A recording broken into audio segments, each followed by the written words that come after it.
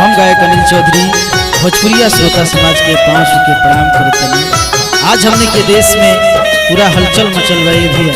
दिल्ली में किसान के ऊपर आंसू गैस के गोला छोड़ल जा रहा बा, लाठी चार्ज कल जा रहा बटे, जौन किसान लोग पर अत्याचार हो रहा बा।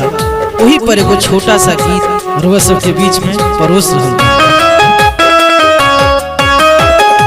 किसानन के आस पर फिरल आज पानी बा, किसानन के आस पर फिरल आज पानी बा। हिल गइल देश पूरा, हिलल राजधानी बा। हिल गइल देश पूरा, हिलल राजधानी बा।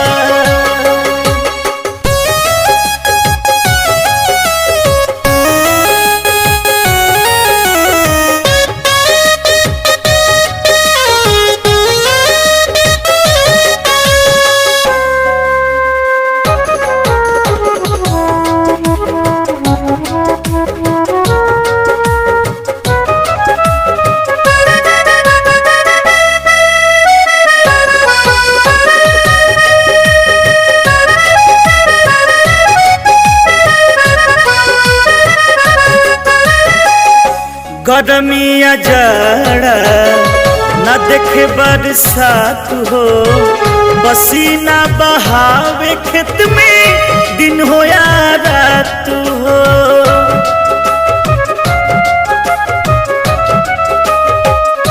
गरमी न जाड़ा न देखे बरसात हो, पसीना बहावे खेत में दिन चाहे रात हो।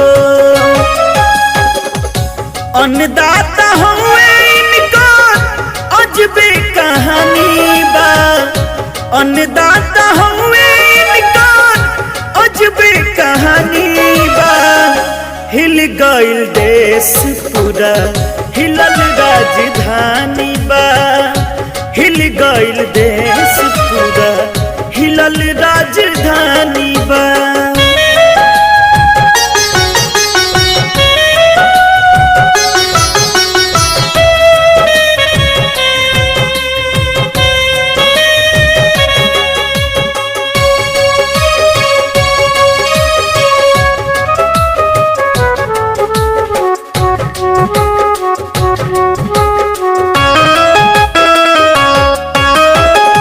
किसाने के बेटा बड़े पुलिस के जवान हो, उन्हीं के हाथ पीटल जाले किसान हो।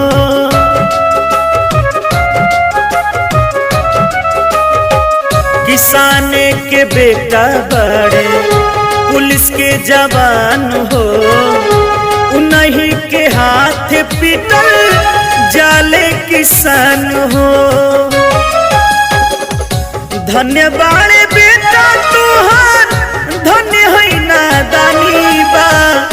धन्य बाड़े बेटा तुहार, धन्य है नादानी बा। हिल गइल देश पूरा, हिलल राजधानी बा। हिल गइल देश पूरा, हिलल राजधानी बा।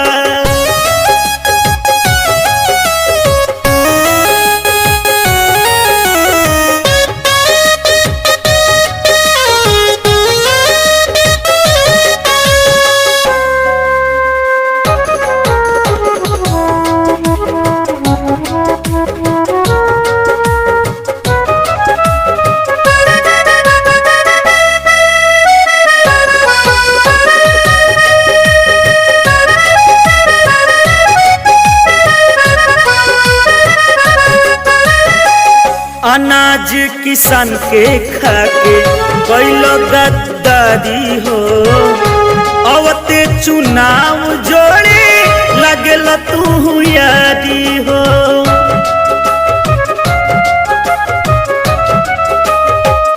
अनाज किसान के खाके कैल गद्दारी हो, अवते चुनाव जोड़े लगल तू यारी हो। देशवा के लूटल तोहर आदत खान देशवा के लूटल तोहर आदत खानदानी बा। हिल गइल देश पूरा हिलल राजधानी बा। हिल गइल